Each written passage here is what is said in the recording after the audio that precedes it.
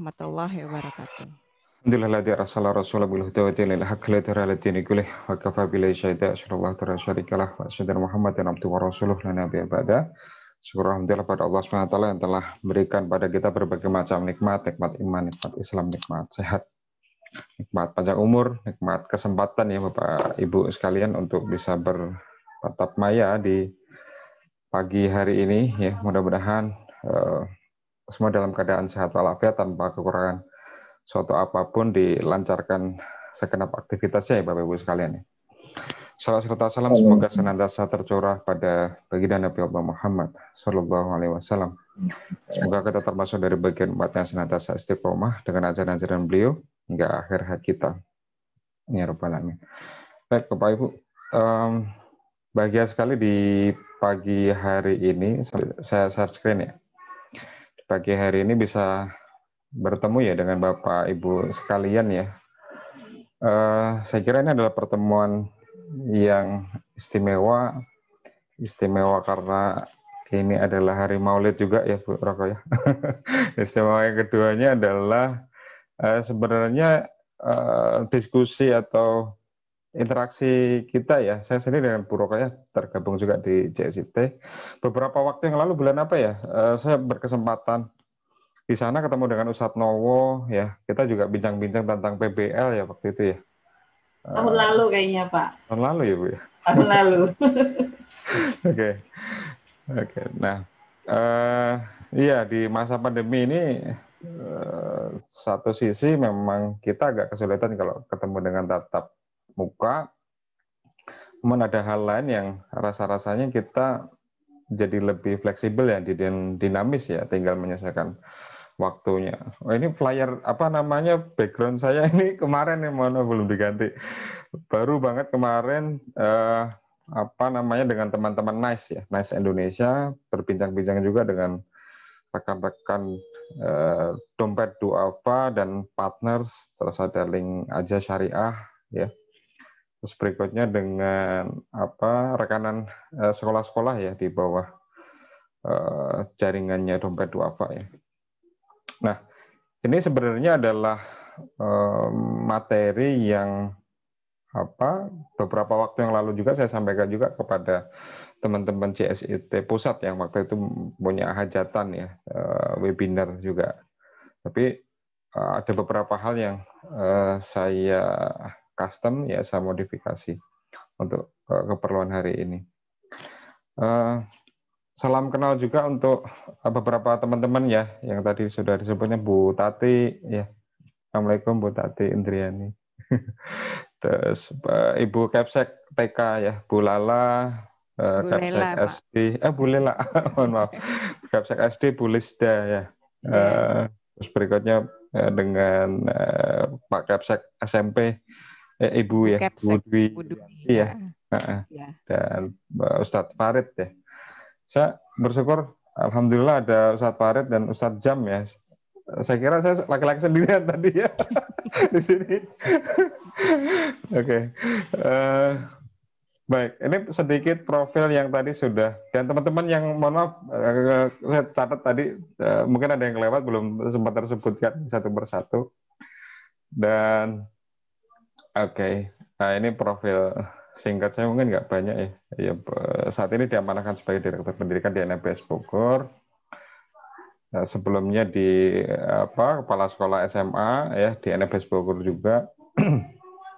Terus kemudian tahun ini kan Juli 2017, sebenarnya saya di NF itu sudah dari tahun 2007 ya Bapak Ibu sekalian ya, sehingga memang saya di NF itu total ini masuk tahun ke-14 ya di Nurul Fikri. Terus di komponen yang ketiga ini alhamdulillah pernah diberikan kesempatan juga untuk berinteraksi dengan teman-teman di international training ini, Bu Rukoyah juga ya, dan rekan-rekan juga barangkali dari Umur Kuro yang mengikuti pelatihan dari Nama Foundation ya. Kebetulan saat itu saya di Malaysia. Terus pengurus pusat ya JSIT Indonesia ya, konsultan dan pengembang e-learning ya di Kementerian SDM ya, 3 tahun ya. 13, 14, 15, dan juga sebagai Instruktur Nasional Kemendikbud RI, Ketua MGMP TIK, Pengurus Pusat Federasi Guru TIK Nasional, karena memang aslinya saya guru ya Bapak Ibu, guru TIK. Sekarang juga masih guru ya. Jadi kan profesi kita itu sebenarnya guru sebelum yang lain kan gitu ya. Ya. Dua. Nah, kira-kira. Nah, terakhir ini bersama dengan teman-teman kita inisiasi nih Whiteboard Edu ya. Saya sebagai founder sekaligus diamanahkan juga sebagai CEO-nya. Barangkali sudah pernah ya teman-teman. Barangkali kalau yang sudah ya. Kemarin dengan Misa Witri Carun ya. Kalau di Edulit pasti kenal ya. Mentor, Pak. Iya, Coach. iya dengan coach di Edulit Oh, itu. dengan Bu Lili. Oh ya, Bu Lili Damayanti dulu juga di Umul Di Qura Umul ya. Qura, betul. Sekarang. Alumni dia, alumni Umul Halo. Qura. Oke. Jadi interaksi dengan teman-teman Umul Qura sebenarnya sudah cukup intens lah, cukup sering lah gitu ya komunikasi. Nah, barangkali karena ini default slide ini kan aslinya untuk materi webinar dan saya khawatir hari ini mungkin nggak akan lebih seperti konteks webinar kali ya, karena ini mungkin konteksnya adalah penyamaan persepsi gitu ya. Saya khawatir menggarami laut atau mengajarkan ikan berenang. Kalau Bapak Ibu saya kira sudah inilah mahir. Ya, saya selalu menamakan bahwa di dalam online learning ini sebagai sebuah pengalaman baru gitu ya, Great Avengers, bahkan petualangan besar gitu ya. Dan di bagian bawah bring heavy load ya, making big and great impact. Jadi barangkali di dalam kita berperjalanan ya dari satu titik ke titik yang lain, kita bahkan di pundak-pundak kita membawa beban-beban baru, ada hal-hal baru yang harus dipelajari, amanah-amanah baru. Kita harus ngotak-ngatik hal-hal yang sebelumnya belum pernah dilakukan. Tapi harapannya bisa membuat impact yang besar juga. Gitu ya. Sehingga di dalam perjalanan ini sebenarnya hidup dan tantangan itu selalu selaras gitu ya di dalam kita menjalaninya, sehingga nikmati perjalanan ini, keep moving forward ya, terus maju ke depan gitu ya, dan menikmati perjalanan. Oke. Dan sebagai insan ya, saya kira umur kita itu 100 tahun saja sudah luar biasa. Allah berikan bonus yang banyak, misalkan kita sampai 100 tahun nanti ya. Sehingga kalau kita sebagai insan ini ingin melebihkan umur sosiologis dan umur kebermanfaatan kita, gitu ya, masing-masing saya yakin punya ikhtiar ya dengan jalan dan profesinya sendiri-sendiri. Nah, saya mengikhtiarkan diri dengan menulis gitu ya. Mudah-mudahan ada manfaat yang lebih panjang, lebih jauh gitu ya, dan melebihi usia biologis saya nantinya. Jadi ini buku pertama saya tentang The Power of On Cloud. Berikutnya yang kedua tentang ini masih yang sama tapi edisi revisi dan penyempurnaan. Buku ketiga ini online learning ya, pengalaman dari tahun 2007 ini saya ekstraksi ke dalam satu dokumentasi yang mudah-mudahan bisa dinikmati dan dipelajari oleh teman-teman yang ingin ya mempelajarinya. Buku keempat ini, mohon doanya sudah 70% tapi nggak beres-beres nih Bu. Oke.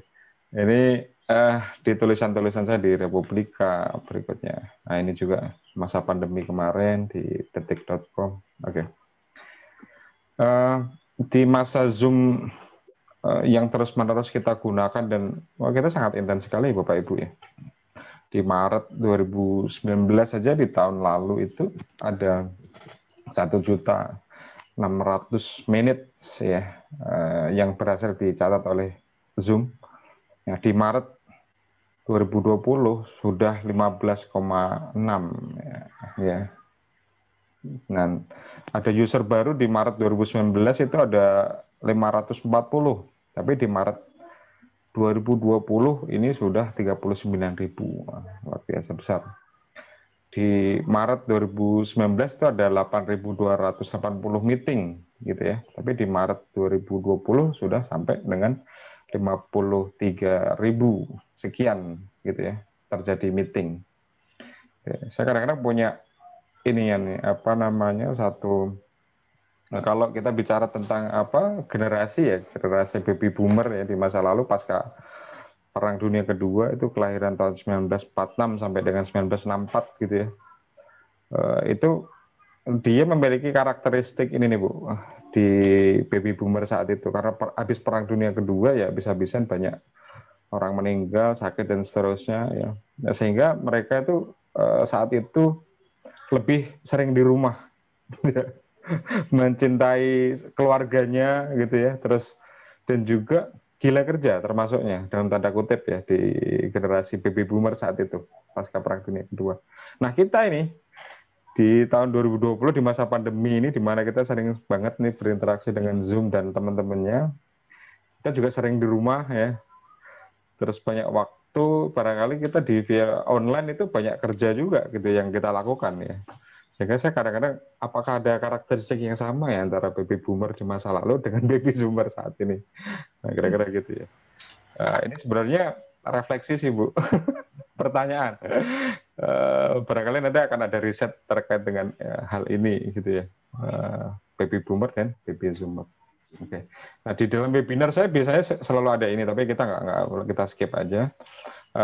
Namun di dalam perjalanannya kita saat ini dari bulan Maret ya, Maret 2020 sampai dengan sekarang akhir Oktober bulan 10 ya kira-kira 7 hampir masuk ke bulan ke-8. Situasi apa yang terjadi ya di dalam sekolah kita? Ini satu potret survei 72% ya. Education professionals describe themselves as stress. Jadi pendidik profesional 72%-nya stres gitu ya. Dan ini terkait dengan staff ya. Dan yang lain ini adalah angka-angka yang ketika kita urai kita sedih juga. Ini di survei KPAI, mohon maaf ya. Belajar di rumah selama COVID bikin anak stres dan lelah. Ya. Begitu juga dengan orang tua. Ya. Dan juga sebenarnya kemarin diskusi dengan teman-teman yang ada di NICE, kita bicara tentang angka putus sekolah ya, di mana catatan Kompas itu sedemikian dahsyat itu, betapa ada puluhan juta kalau di dunia ya, 20-an juta gitu anak-anak yang terancam putus sekolah. Di Indonesia sendiri masih dihitung kasus terbaru kemarin di mana salah satu daerah di Cianjur ya, di Cianjur ada 7.000 anak yang sudah fix putus sekolah gitu. Oke. Nah, bicara tentang bagaimana perubahan di lembaga kita, ini joke aja ini Bu. Digital transformation itu dipimpin oleh CEO, CTO atau COVID. Ternyata lebih banyak disebabkan oleh COVID. Gitu ya, sehingga orang mau tak mau merubah dirinya menjadi transforming. Jadi sebenarnya gini nih, ini cuma termasuk dari bagian kita menyampaikan persepsi di pagi hari ini, bahwa sebenarnya momentum COVID ini momentum yang tepat ya dalam rangka untuk mengakselerasi kinerja lembaga kita, sekolah kita. Karena kemarin kita udah kecipratan Bu, kita udah basah ya. Kita eksplorasi nih Google Classroom, guru-guru diajarkan online learning dan seterusnya, udah kecipratan kita. Nah, kenapa nggak sekalian kita digital transformation gitu loh di momentum COVID ini? Karena pandangan yang kedua adalah ketika nih kita 8 bulanan ini ya, anak-anak melakukan online learning, mereka semuanya dilakukan via gawai ya, gadget, internet dan seterusnya. Selama 8 bulan, guru-guru kita juga melakukan yang sama. Pertanyaannya, pasca pandemi nanti, ketika kita melakukan apa-apa yang kita lakukan sebelum pandemi, terus kita lakukan lagi di pasca pandemi, apakah itu it works? Pertanyaannya. Saya juga lagi mengkonstruksi cara berpikir kita nanti di kemudian hari ya pasca pandemi. Apakah mungkin? Ya. Di beberapa referensi malah saya dapatkan sepertinya anak-anak kita sudah berubah, mindsetnya sudah berubah, keakraban mereka dengan gadget ya, dengan teknologi juga sudah sedemikian mereka intim gitu ya.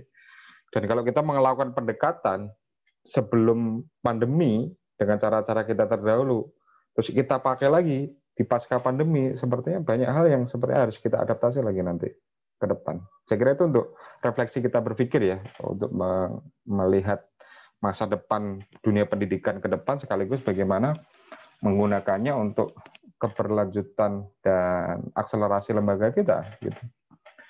Nah, sehingga ini di World Economic Forum memang benar bahwa COVID-19 ya itu mendorong percepatan digital transformation di pendidikan tinggi kali ini. Di beberapa waktu yang lalu malah teknologi artificial intelligence ini sudah sangat dikenal sekali di sekolah-sekolah di Cina. Ini bahkan sebelum pandemi loh, 2018 ini. Saya ada dari Wall Street Journal ya, kebetulan nggak saya masukkan juga videonya di sini, bahwa sekolah di Tiongkok sana, di Cina sana, bahkan sudah sampai itu AI itu, Bu. Ini nyata, Bu, karena ada dokumentasinya dan bahkan direportase secara akademik ya oleh Wall Street Journal itu, gitu kan. Jadi ada semacam gelang gitu ya ditaruh di kepala para siswanya, bahkan mereka bisa ngukur fokus interaksi siswa itu ketika di dalam pembelajaran. Ada yang tidak konsen segala macam, itu langsung indikatornya langsung bunyi gitu dan seterusnya. Luar biasa itu. Kehadiran segala macam itu hal-hal yang minimalis sekali ya kalau untuk mengukur masalah AI. Tapi saya diskusi juga dengan teman-teman yang bergelut risetnya di AI juga, memang di pendidikan itu belum bisa sepenuhnya ya, kalau mungkin itu karena untuk kebutuhan riset sehingga ditopang dan didukung oleh pemerintah di sana. Cuma kalau untuk secara umum ya, apalagi lembaga swasta seperti kita, ya apakah ada alat-alat yang sudah disiapkan dan disediakan untuk menunjang proses artificial intelligence di dalam segenap pendidikan kita? Saya kemarin coba cek ada beberapa alat-alat nih, cuman dia baru lebih banyak ke evaluatif. Misalkan gini, kalau saat ini nih kita melakukan proses feedback ya Bapak Ibu ya. Kalau anak-anak dikasih soal nih, soalnya adalah misalkan kenapa para siswa saat ini belum diperkenankan memasuki sekolah, misalkan ada soal seperti itu. Apalagi atau soal-soal yang senada tapi lebih susah. Para siswa nulis tuh, feedbacknya otomatis langsung komputer itu. Jadi siswa menuliskan satu paragraf, jedet gitu kan. Ini esai loh. Feedback sudah tersedia gitu ya, dan siswa juga bisa langsung di-trigger untuk berpikir lebih jauh gitu ya. Seperti yang kita sama-sama harapkan kan, keterampilan berpikir tingkat tinggi kan di siswa-siswa kita. Jadi AI sudah sampai ke sana. Tapi kalau untuk the whole proses, nah sepertinya ini masih banyak riset-riset yang menuju ke arah sana. Oke, ini sejarah e-learning saya nggak perlu bahas lebih lanjut. Oke, ini tantangan abad 22. Jadi sebenarnya dengan pandemi atau tanpa pandemi, sebenarnya kebutuhan di masa depan ini abad 22 loh Bapak Ibu. Ya, ini di bukunya Profesor Mushak Al-Atabi di National Academy of Engineering ya. Beliau nuliskan bahwa 14 tantangan abad 22 ini 2 diantaranya nih ya, terutama untuk kita bahas di pagi hari ini adalah advanced personalized learning. Jadi ke depan ini pembelajaran yang lebih personalized itu memang sedianya dibutuhkan oleh semua siswa. Mirip kayak kita Gojek, GoFood gitu ya misalkan sekarang. Dalam satu tempat nih, misalkan, ini saya di rumah saya nih, ada saya, terus berikutnya ada anak saya misalkan, masing-masing mau order GoFood. Itu kan basisnya adalah keminatan secara personalized. Oh, barangkali saya senang martabak rasa keju, di sana rasa coklat, tetangga saya dia rasa stroberi misalkan, itu personalized. Nah, itu kan sudah mulai datang kan ke hadapan kita kan, tentang bagaimana layanan-layanan di masyarakat atau yang sering kita ketemui setiap hari itu sudah mengarah kepada personalized gitu loh. Apalagi layanan-layanan kita belanja order online gitu ya, sekarang semua sudah personalized. Jadi kebutuhan yang tidak bisa generalisir secara klasikal atau secara komunal. Kalau pendekatan yang selama ini kita lakukan di dalam kelas-kelas kita kan pendekatan komunal, pendekatan kelas ya. Tapi ke depan advanced personalized learning ini menjadi satu isu yang terus-menerus dibawa Sehingga ini oleh para ahli ya instructional education terutama juga itu lagi berpikir gimana agar personalized learning itu kebutuhan para siswa itu ada anak-anak yang kebutuhan akseleratif dengan kemudian remediasi itu beda gitu ya. Sehingga masing-masing yang dibutuhkan adalah dia dapat gitu kebutuhan pembelajaran dan pendidikannya sesuai dengan kebutuhan personalized-nya dia.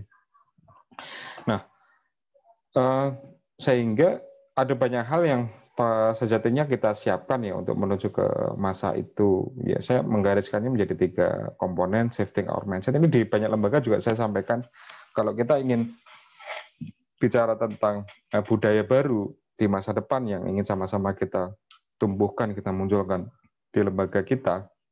Mulainya dari sini dulu Bapak Ibu ya, shifting our mindset. Karena bagaimanapun ada mindset yang berubah nanti ke depan nih. Ya. Ini materi-materi tentang growth mindset, inclusive mindset, agile mindset, barangkali di hal atau di pertemuan yang lain ya Bapak Ibu juga sudah pernah dapat ya, mindset tumbuh ya, agar senang dengan tantangan baru, ada tradisi baru gitu ya, sehingga akan merubah cara kita dan tradisi kita di dalam bergerak, dalam berubah, sehingga akhirnya kita terus-menerus continuous improvement. Oke, nah ini pola pembelajaran yang lebih student center. Ini saya skip saja. Nah ini, sehingga kelebihan online learning itu kan ada di 5 titik ini, akselerasi, personalized learning itu sendiri, remediasi, self-assessment, feedback, mobility. Sebenarnya walaupun kita mau menggunakan LMS apapun, Bapak Ibu sekalian, kalau kita underline itu adalah online learning, harapannya itu sebenarnya sudah bisa dapat 5 hal ini gitu. Oh, akselerasi, artinya apa? Oh, anak-anak yang dia butuh lebih, kan ada anak-anak kita yang fast learner ya Ibu ya. Ketika dia dalam 1 kali pertemuan dengan kita, dia barangkali sudah langsung paham gitu ya. Anak-anak yang seperti itu kan kalau harus nunggu di rekan kelasnya yang lain yang slow learner, di mana 2 kali 3 kali baru paham, anak-anak yang berkebutuhan akselerasi ini kasihan gitu ya. Sehingga memang ada kebutuhan akselerasi yang bisa difasilitasi oleh online learning ini. Ya, dan itu akselerasi dan remediasi ini, remediasi untuk anak-anak yang slow learner. Berikutnya juga ada self-assessment, feedback. Ya. Feedback ini menjadi komponen penting juga di dalam online learning karena tanpa adanya effective feedback, ya. Sekarang istilahnya itu fast and effective feedback, ya. Jadi feedback yang cepat, mereka sudah submit tugas nih di Google Classroom atau LMS apapun, tapi kalau mereka dapat feedback segera tuh dari gurunya, mereka akan sudah bergairah tuh untuk memperbaiki apa-apa tuh kemarin tugas-tugas yang dilakukan. Gitu ya. Terus mobility, ini hubungannya dengan mereka gerak di mana-mana.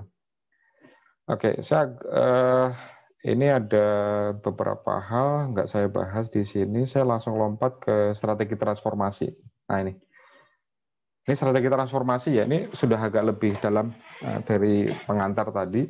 Jadi ini adalah menjabarkan bagaimana agar kalau kita ingin membangun e-learning system di dalam lembaga kita atau di sekolah kita, ada strategi transformasi yang sejatinya perlu kita siapkan. Era pandemi yang menyebabkan kita harus online learning dengan era sebelum kita merasakan pandemi kemarin itu 2 hal dengan desain yang berbeda lah seperti Bapak Ibu sekalian. Kalau era pandemi kan kita harus cepat-cepat kan kemarin kan. Kita dari pertengahan Maret terus tiba-tiba ada anak-anak harus belajar dari rumah, sudah mau tak mau kita kayak wah ini harus segera nih, harus cepat nih, waktunya nggak banyak, paling banyak itu waktu itu saya hitung itu seminggu maksimal 2 minggu terus harus mempersiapkan diri tuh, guru-guru kita latihkan, konten-kontennya harus kita siapkan, medianya harus kita siapkan, semua dokumen-dokumen yang berhubungan dengan online harus disiapkan. Jadi waktunya emang nggak panjang, sepekan maksimal 2 pekan yang kita alami kemarin di bulan Maret. Tapi dengan ancang-ancang yang sebenarnya kalau bisa kita tata lebih apik ya di masa depan. Misalkan kita punya targetan, oh semester 2 nanti kita sudah menuju ke sana sehingga dari sekarang sampai dengan semester 2 atau tahun ajaran baru semisal. Kita jadi lebih bisa menyiapkan hal-hal atau strategi yang lebih matang. Karena ada step by step yang harus dibutuhkan untuk ke sana. Beberapa di antaranya adalah yang pertama nih, Jadi ada tim support dulu. Saya mulai dari tim support karena bahasan strategi transformasi di tahap-tahap berikutnya ini berhubungan dengan ini. Jadi ini adalah tim secara internal yang kita butuhkan dalam rangka untuk mengawal proses transformasi ini. Karena tidak adanya tim, biasanya kita agak lebih tergopoh-gopoh nanti untuk menuju ke sana. Yang pertama ini saya sampaikan ini namanya manajer. Manajer itu sebenarnya project leader ya Bapak Ibu sekalian. Ini yang memastikan bahwa goals dari proses transformasi ini berjalan dengan baik. Dia bisa merancang anggaran, terus berikutnya dia bisa memproyeksi mana yang prioritas, mana yang secondary, mana yang tersier, dan seterusnya. Terus yang kedua, ya, yang kedua nih kita butuh instructional designer.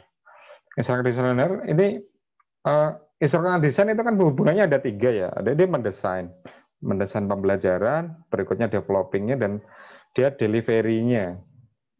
Jadi paling tidak si instructional designer ini dia ngerti nih tentang guru-guru sekarang sekarang pengetahuannya sekian. Kita butuhnya sekian, ada gap nih yang harus kita lengkapi, yang harus dipenuhi. Sehingga dia bisa memproyeksikan, nanti ke depan akan ada training A, training B, training C gitu ya.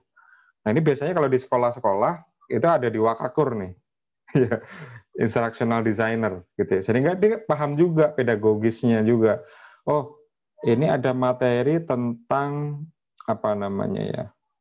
praktek wudhu. Ya, kalau instructional designer-nya dia ngerti bahwa ketika dia anak-anak ingin belajar tentang praktek wudhu, berarti itu kan ada materi yang konseptual, ada yang praktikal. Konseptualnya adalah dia ngerti tentang niat misalkan, membacanya dan seterusnya. Prakteknya apa? Dia ngerti tentang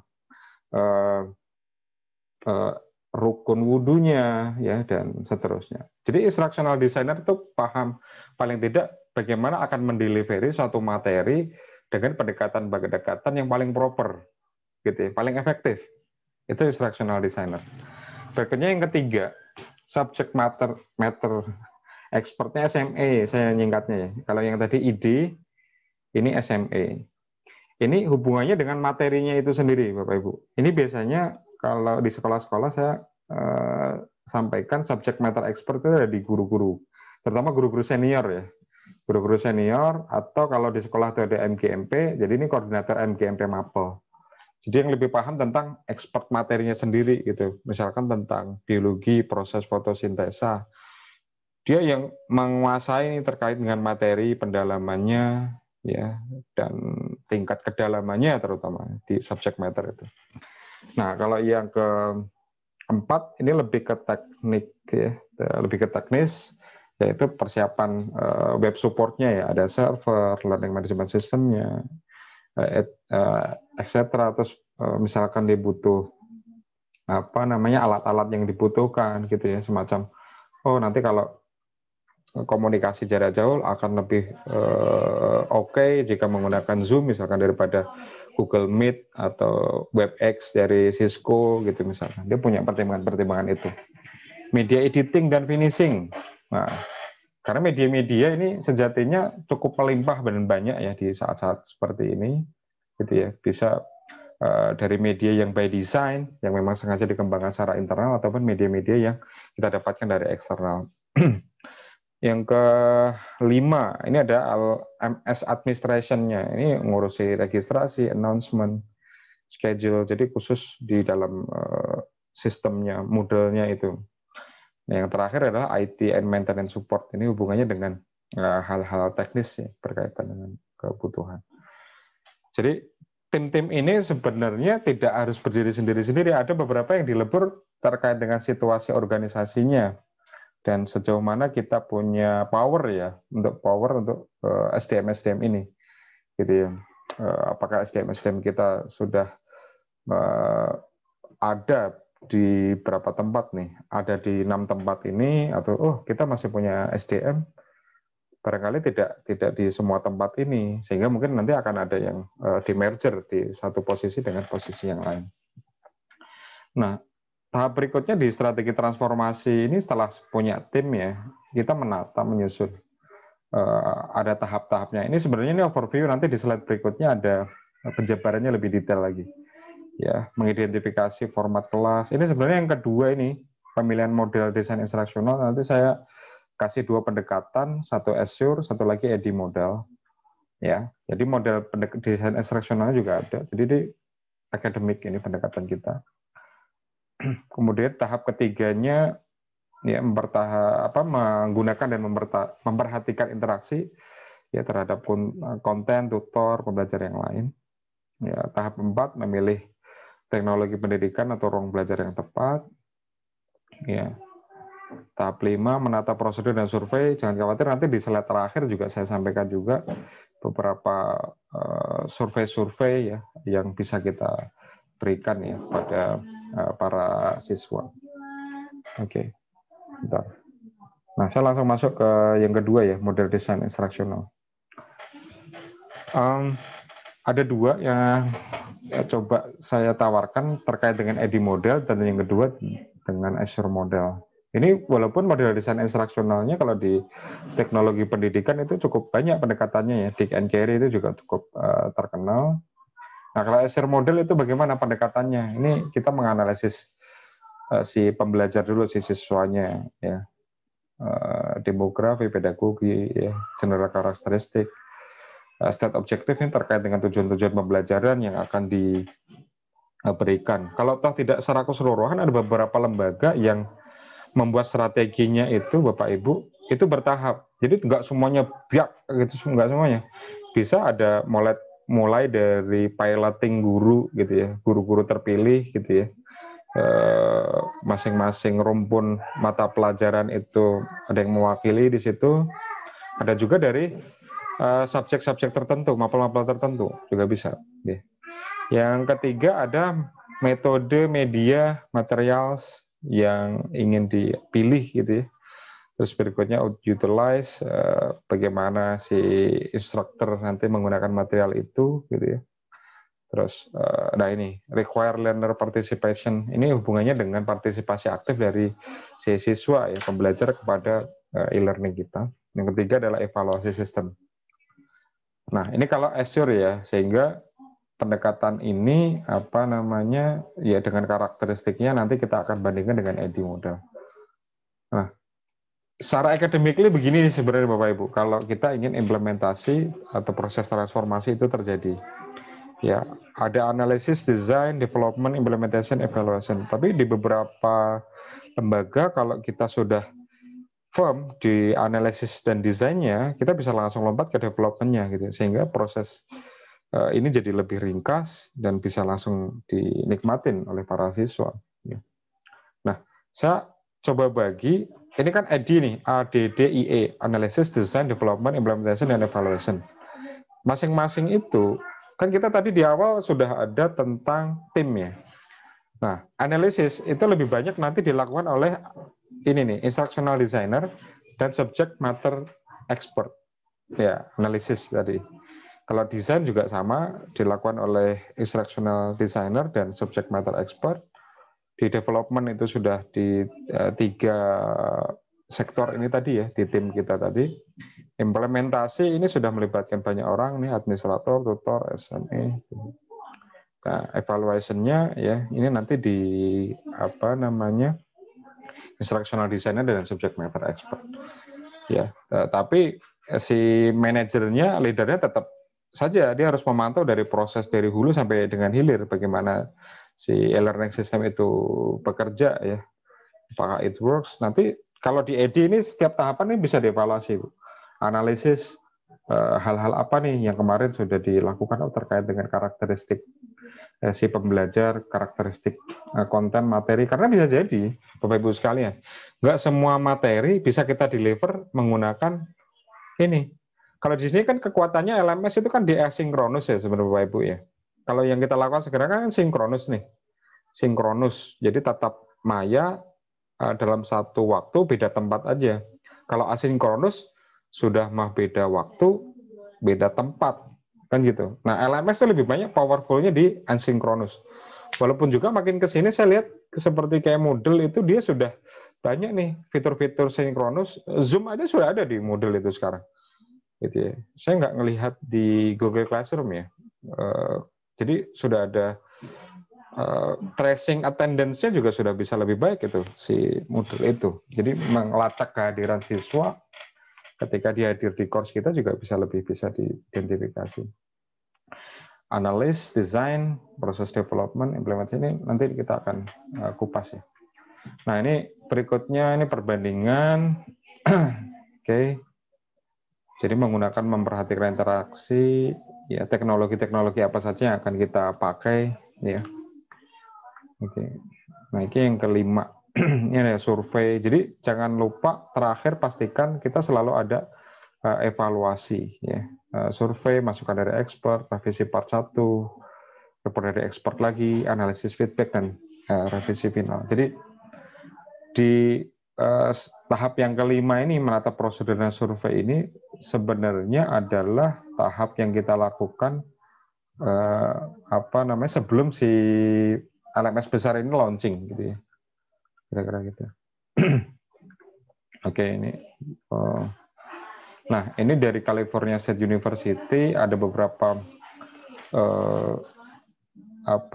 instrumen ya, survei dan evaluasi yang ditujukan kepada berbagai stakeholder ya.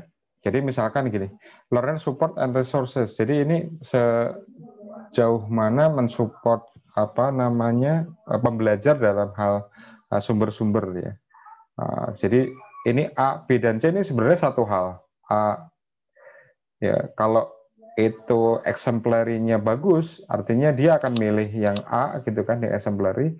Maka course content extensive information about being online learning and link to campus resources. Artinya adalah di komponen yang A, dia itu sangat mensupport si pembelajar dalam hal resources atau sumber-sumber bacaan, ya, sumber-sumber bahan belajar. Kalau yang B, dia akan milih yang efektif misalkan, artinya grade-nya ada di tengah, gitu ya.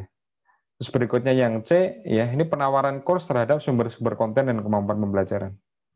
Tapi anyway, ini adalah bagaimana instrumen ini memastikan bahwa kan kita sebenarnya mengembangkan, mendesain, development, sampai dengan evaluasi kan prosesnya terjadi secara internal. Nah ini instrumen-instrumen ini dalam rangka memastikan itu sesuai dengan quality control kita, gitu. Sebenarnya itu. Jadi ini untuk manajemen saya kira untuk si project leader atau si manager tadi ini memudahkan untuk menganalisis. Jadi ini tools yang digunakan oleh manager yang tadi. Oke, ini saya nggak bahas lebih tuntas ya. Oke. Ini contoh-contoh aja nih survei untuk guru. Kalau ini ada pendekatan instrumen evaluasi untuk guru ya, aksesibilitas, konten, pengajaran, pedagogi, saran pengembangan. Ya, untuk siswa, contoh hasil survei. Ya, contoh hasil survei komponen kunci online learning, mulai dari perencanaan, pembelajaran interaktif, feedback, ya.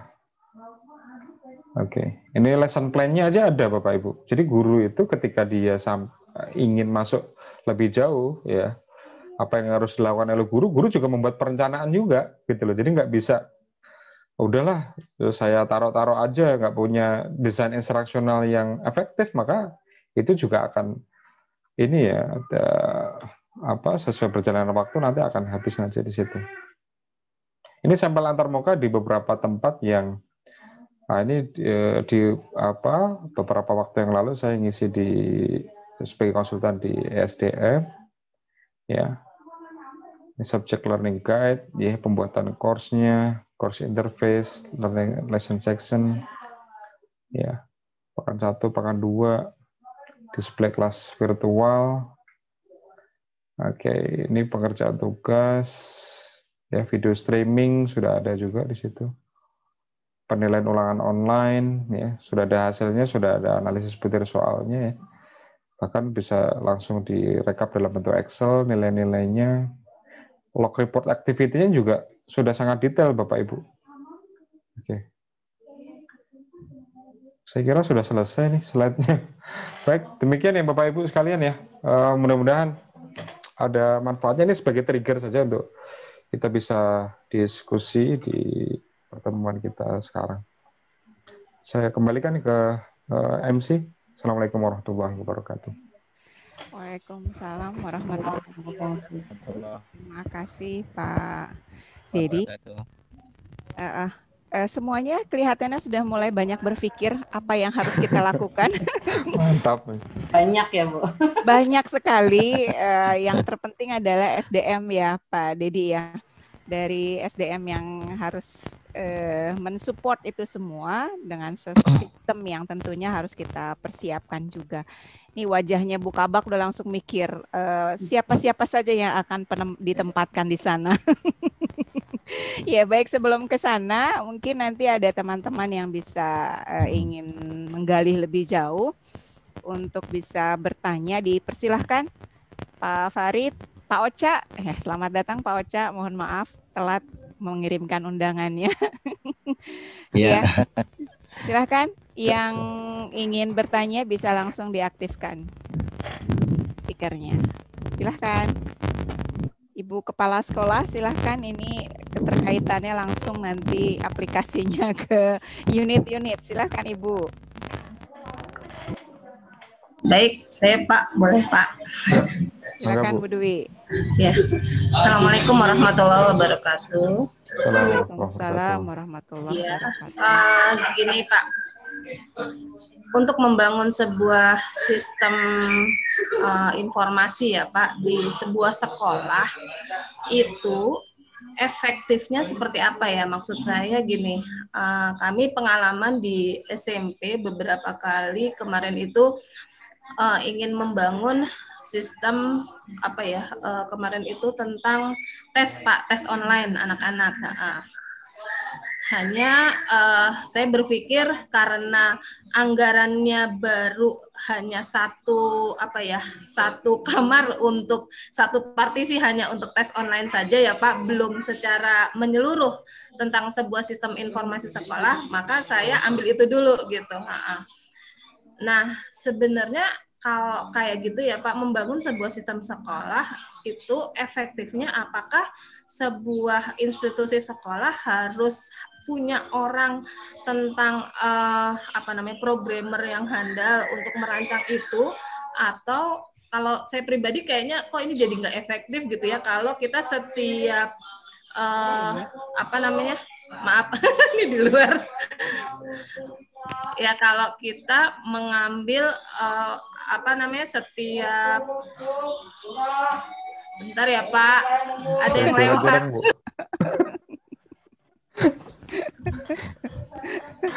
Buzzer di WFH gitu Bu. Hari libur jadi rame. Ya, jadi sebenarnya efektif apakah kita harus memiliki orang yang memang kompetensi programmernya sudah baik, atau kita parsial seperti itu tapi kok kayaknya nggak efektif kalau saya melihat gitu ya Pak. Baiknya gimana Pak? Oke. Ini langsung atau nunggu? Langsung, silakan Pak. Langsung saja. Oke, baik. Bagaimana efektifnya? Itu ya pertanyaan Bu Dwi Yulianti ya?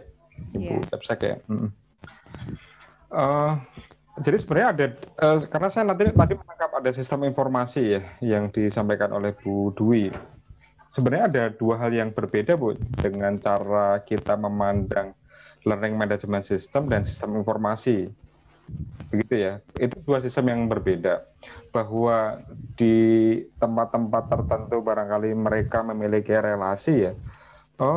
Kalau sistem informasi kan hubungannya dengan bagaimana kita mencatat aktivitas atau proses yang terjadi setiap harinya di dalam sekolah kita ya. Ada nilai, ada kehadiran dan seterusnya kan gitu ya. Bahkan bisa generate ya, sampai rapat segala macam. Kalau LMS itu ngurusi yang learning-nya Bu, learning manajemennya. Nah, karena ini adalah proses belajar yang ingin kita pantau, jadi di situ ya pastinya ada unsur pedagogisnya, bagaimana delivery kontennya, materinya gitu ya. Sehingga LMS ini lebih banyak concern di dalam proses pembelajarannya dalam rangka sejauh mana nih biar bisa efektif nih online learning-nya. Ya, gitu. Nah, kalau yang sudah Bu Dwi Yulianti lakukan terkait dengan tes online itu sebenarnya baru part of LMS ya. Jadi LMS itu ada komponen-komponen yang secara umum tadi ada 5 komponen ya. Ada proses komunikasi atau interaktivitas gitu ya. Terus berikutnya ada feedback di situ. Ya, terus berikutnya terakhir tentunya ada evaluasi. Nah, ini baru evaluasinya saja sih Ibu yang sudah Ibu lakukan. Nah, kalau pertanyaannya bagaimana agar efektif? Apakah butuh orang atau bagaimana? Sebenarnya kalau dari struktur kesekolahan secara umum ya, saya 3 tahun yang lalu ngelola ini juga SMA gitu ya. Sebenarnya teman-teman yang sudah ada di struktur-struktur kita itu sebenarnya kita asumsikan mereka sudah sangat proper ya Bu ya dengan kompetensi masing-masing ya.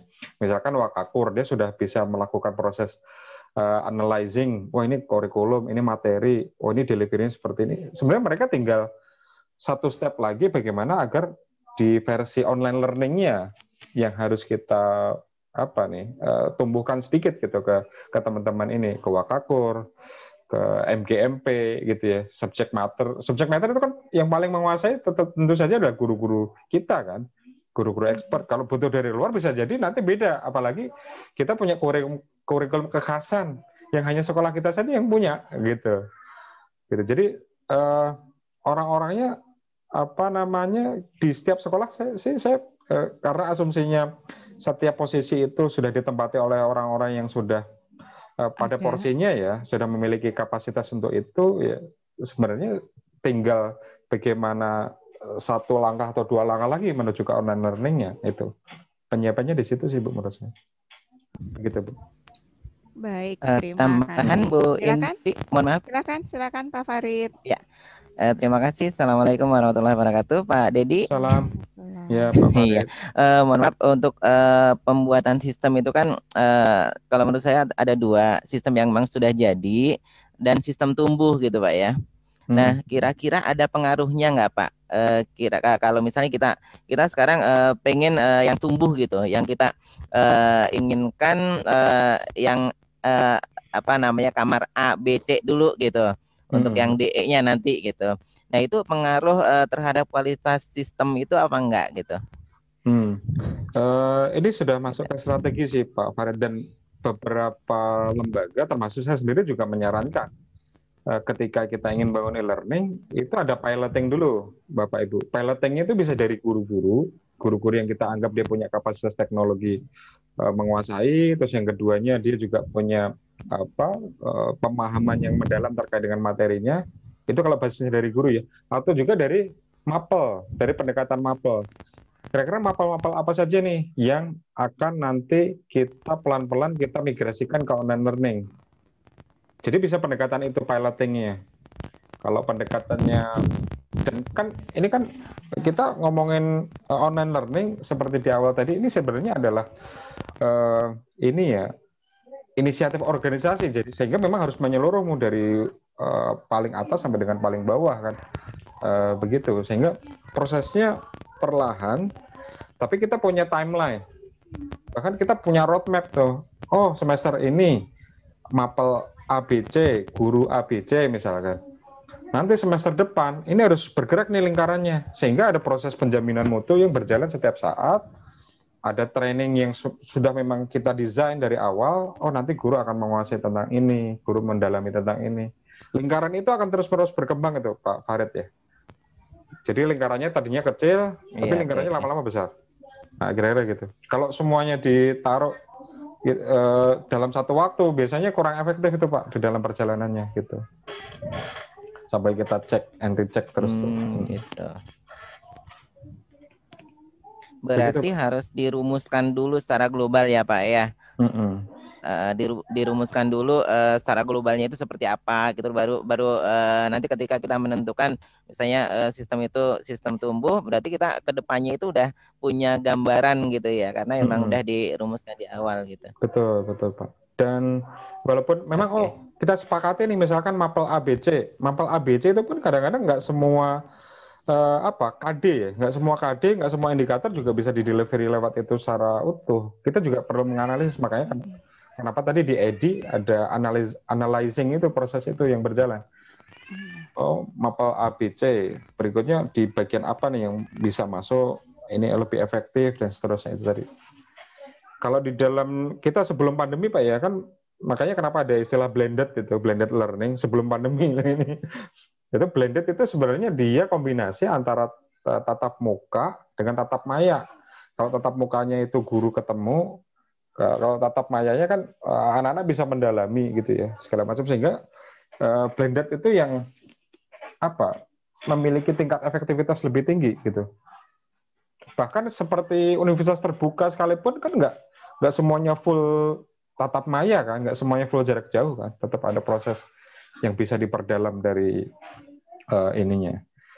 Nah, cuman cara kita mengelola ini kan biasanya yang terjadi di beberapa sekolah-sekolah saya lihat sih dengan era pandemi ini, terus berikutnya sebenarnya kan kalau kekuatannya online learning itu kan anak-anak nih sebelum materi hari Senin, sekarang hari Rabu. Guru-guru sudah bisa mendropping tuh beberapa hal-hal atau komponen men-trigger siswa untuk bisa berpikir. Jadi siswa mempelajari beberapa hari sebelumnya, ketika hari H, itu sebenarnya konteksnya adalah ketika Zoom kayak gini nih, itu konteksnya adalah mendalami, sebenarnya gitu. Jadi nggak mulai dari nol, gitu. Jadi siswa bisa diskusi, bisa bertanya itu dalam pertemuan Zoom atau Google Meeting gitu ya, dan seterusnya. Ya, itu beberapa pendekatan-pendekatan sih, Pak Farid dan kawan-kawan ya, bisa nanti kita ini kan adaptasi. Demikian Pak Farid. Baik, terima kasih Pak Farid dan Bu Dwi. Boleh dari yang lain silahkan teman-teman yang ingin menanggapi atau ingin bertanya lebih jelas lagi. Dipersilahkan. Pak Ocha, mungkin Pak Ocha udah mulai kepo-kepo nih. Ketinggalan sih, jadi mungkin ini ya, kalau tadi bahasannya baru di tengah. Saya bertanya deh gitu ya. Ya, silakan Pak. Mungkin kalau nyimpang atau apa karena dapatnya setengah, mungkin saya ini kan tadi baca-baca sedikit mengenai materi. Ya. Di kami di SD gitu kendalanya siswa itu kadang-kadang untuk video atau kamera ya, maksudnya kamera tuh sering dimatikan. Kemudian ketika diskusi memang pas lagi break room itu kita pandu, cuman memang begitu mereka kadang-kadang sibuk dengan chat, dengan apa ya yang ada di hadapan mereka gitu ya kalau di SD itu. Tapi sejauh ini kalau di kelas 6 asal kita motivasi, insya Allah dia belajarnya sudah dewasa lah ya gitu ya. Kadang-kadang mereka mengingatkan temannya sendiri, jangan main ini, tolong videonya dinyalakan gitu. Jadi sempat pernah break room itu, alhamdulillah gitu dengan 4 soal dia jawab bareng-bareng dengan temannya dan itu langsung transfer informasi yang luar biasa. Juga satu hal lagi, kadang-kadang ini laptop saya ini kayak bermasalah gitu ya. Kadang-kadang saya minta anak-anak siapa yang bisa share video Bapak nih gitu ya, saya kirim videonya terus langsung mereka dengan senang hati, ya Pak saya Pak gitu ya, alhamdulillah gitu bisa dibantu. Gitu mungkin yang tadi bahasan sekalian mempertanyakan yang pertama yang masalah video dan mic gitu ya. Lalu yang kedua ya alhamdulillah gitu dengan learning ini guru juga bisa melibatkan siswa dan juga kita juga jangan sampai kalah dengan anak murid gitu. Kadang-kadang anak murid saya ini bisa ngerubah tampilan saya gitu dengan otomatis gitu ya. Kadang-kadang luar biasa gitu. Wajah saya bisa jadi wajahnya dia jadi wajah saya gitu bisa gitu ya. Luar biasa dia pakai katanya ini pakai apa? Pakai OBS gitu. Oh, Bapak juga pakai gitu cuman karena tidak didukung dengan laptop gitu ya. Jadi Bapak nggak bisa main maksimal gitu. Pak, mohon maaf. Oke. Silakan Pak. Iya, ini masih serba-serbi di online learning ya, Pak Rohmansyah ya, Pak Rohmansyah. Pak Ocha. Pak Ocha. Bapak Ibu di dalam online learning ini ada beberapa kaidah sebenarnya ya, yang ya bisa jadi makin ke sini sebenarnya teori ini terus-menerus berkembang. Misalkan gini. Oh, kalau dulu online learning itu sebenarnya lebih proper untuk pendidikan orang dewasa. Ya.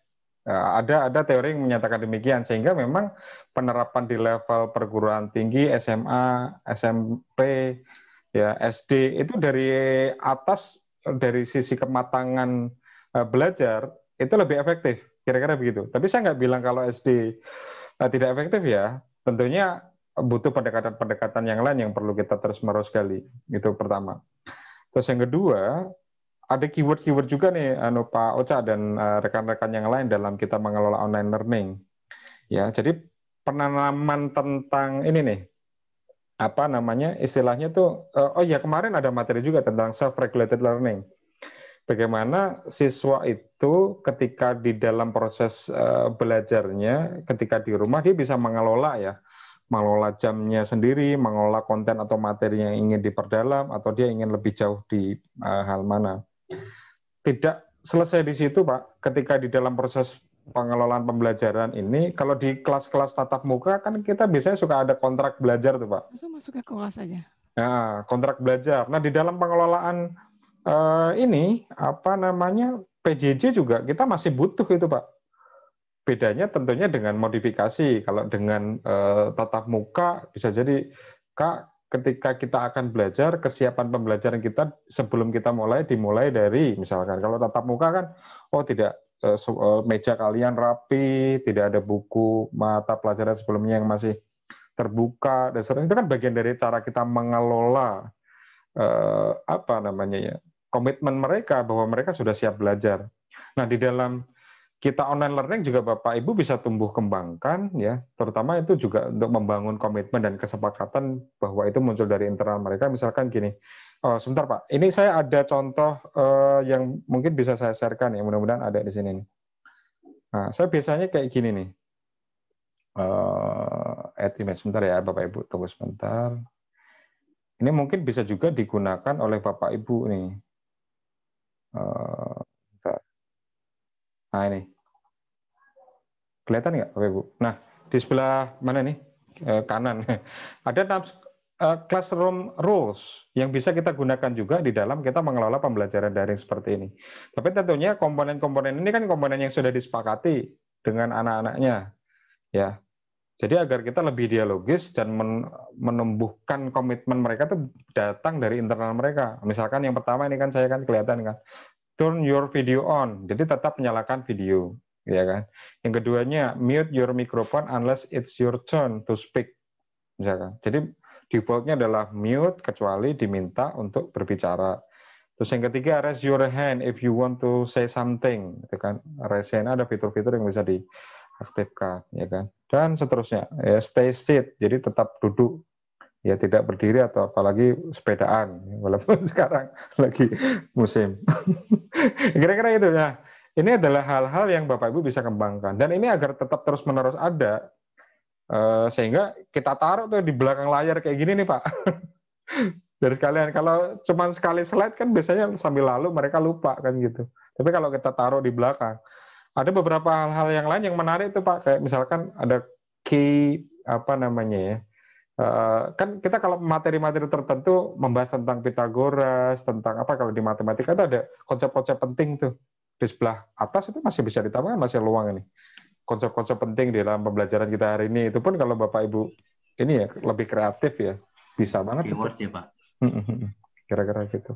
Gitu ya Pak Ocha ya, mudah-mudahan. Iya, terima kasih. Bisa membantu diskusi kita. Baik, terima kasih Bu Mutalalia, kurikulum SDIT. Barangkali ada yang ingin ditanyakan. Masih mute Ibu. Iya, silakan Bu Lia. Ya, ya, salam kenal Pak. Ya Ibu. Saya Bu Lia. Ya, untuk mungkin di SD sendiri saat ini dinamika e-learning ini memang luar biasa gitu ya dinamikanya.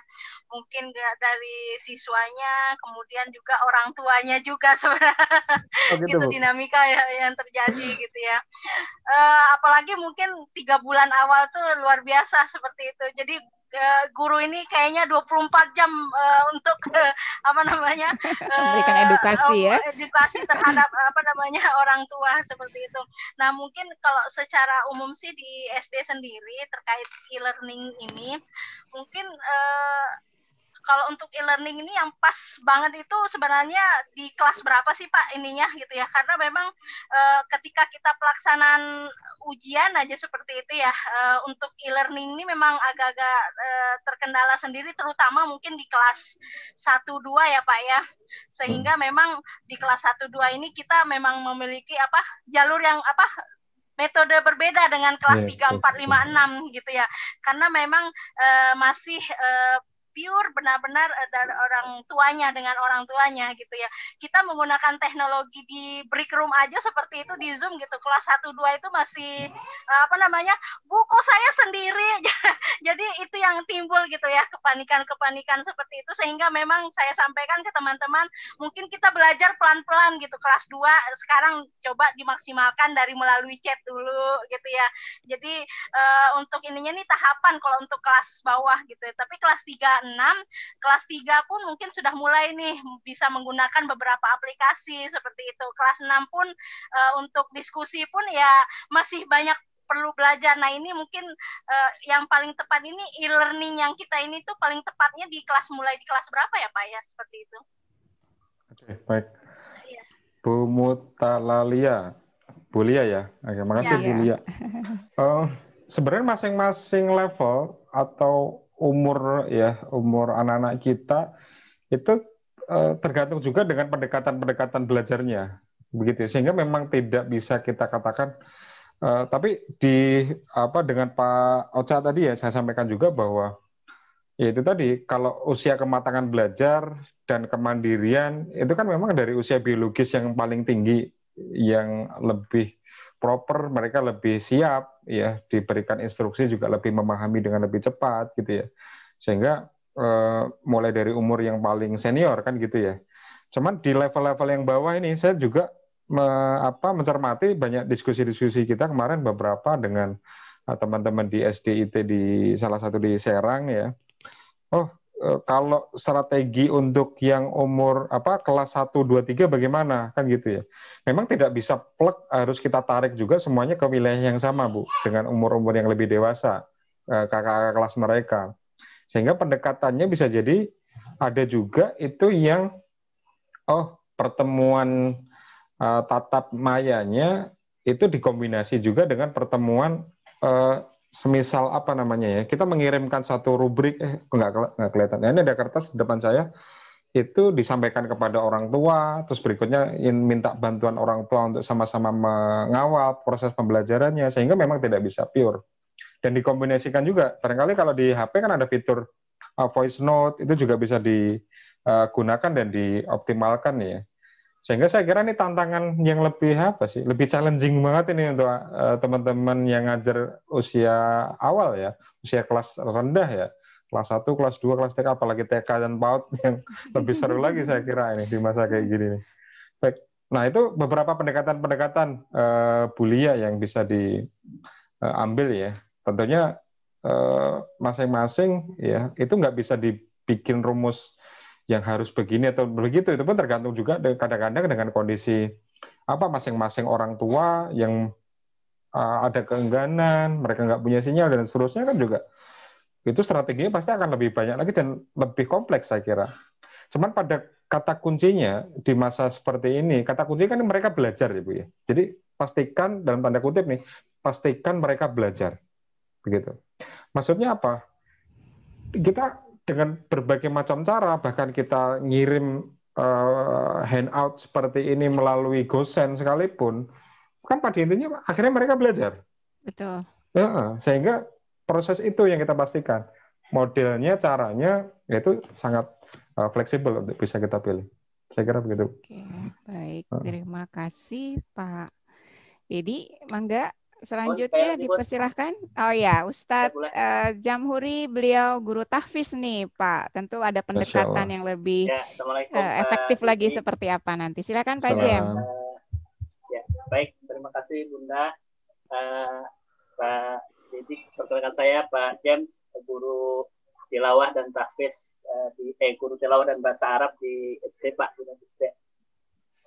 Kebetulan juga saya jadi stafnya Bu Habak nih, bantu-bantu. Masya Allah. Ini masih kaitannya Pak, jadi dengan e-learning ya, learning online gitu. Tadi saya lihat slide yang Bapak sampaikan itu memang kalau saya ngelihatnya aja agak pusing ya. Ngelihat slide-nya ada pusing, apalagi membuat sistemnya gitu ya. Tapi yang ingin saya ini Pak gini, karena kan saya ini pengalaman ya Pak ya, ketika melakukan online learning itu, ketika dengar online learning itu dalam benak saya itu kalau nggak Zoom gitu ya, video call dan yang lainnya gitu, yang sifatnya online gitu.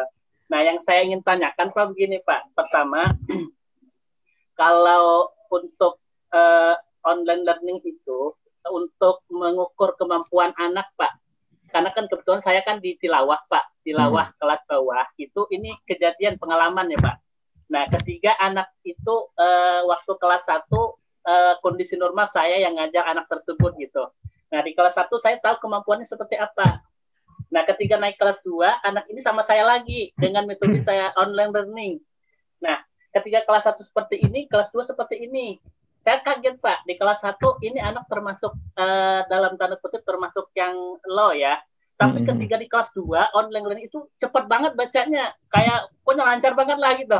Wah saya bilang kok alhamdulillah ini ada perubahan luar biasa gitu. Tapi setelah saya amati beberapa hari setelah itu, oh ternyata dia bacanya ada bisikan-bisikan gitu. Yang awal-awal saya nggak dengar gitu, tapi saya perhatikan, saya tadinya senang Pak dengan perkembangan seperti itu gitu. Nah itu yang pertama. Begitu juga dengan tahfiz Pak. Ketika kita menguji anak gitu ya, ulangan tahfiz, kok matanya kemana-kemana gitu. Nah ini maksudnya kaitan dengan untuk mengukur kemampuan anak gitu ya. Apalagi kalau online itu kan kita tidak bisa mengawasi secara penuh ya, secara fisik gitu. Hanya menatap muka lewat laptop gitu kan. Ini kan ada keterbatasan. Terus yang kedua, ini Pak, e-learning sendiri ini lebih fokusnya kemana Pak? Ke sistem proses pembelajarannya atau ke sistem input hasilnya gitu, input hasil setelah proses pembelajaran itu gitu. Maksud saya sistem e-learning itu apakah dia kayak sistem penginputan nilainya atau sebagai, atau dia fokusnya ke proses pembelajarannya gitu. Terus yang terakhir Pak, tadi di slide Bapak itu kan ada kelebihan 5 kalau nggak salah, kelebihan online learning ya. Ada apa tadi ya, personalis assessment self dan yang lain ada 5 kalau nggak salah. Nah mungkin perlu juga disampaikan Pak kekurangan e-learning itu apa gitu, biar kita juga bisa memahami gitu. Seperti itu Pak dari saya. Terima kasih Pak Dedi. Oke. Baik, terima kasih Pak Jem. Silakan Pak. Terima kasih Pak Jem, sangat semangat sekali tadi. Wah, saya jadi ikutan semangat Pak Jem. Baik, saya ulang sedikit ya, barangkali khawatir salah tangkap. Di kelas 1 ada Fulanah gitu ya, atau Fulan ya Pak ya.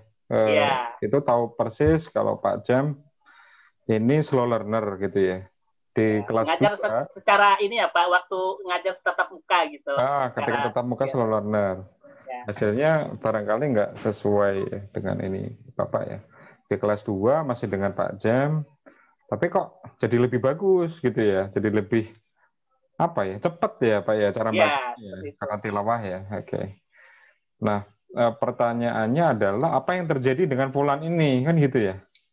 Oke. Jadi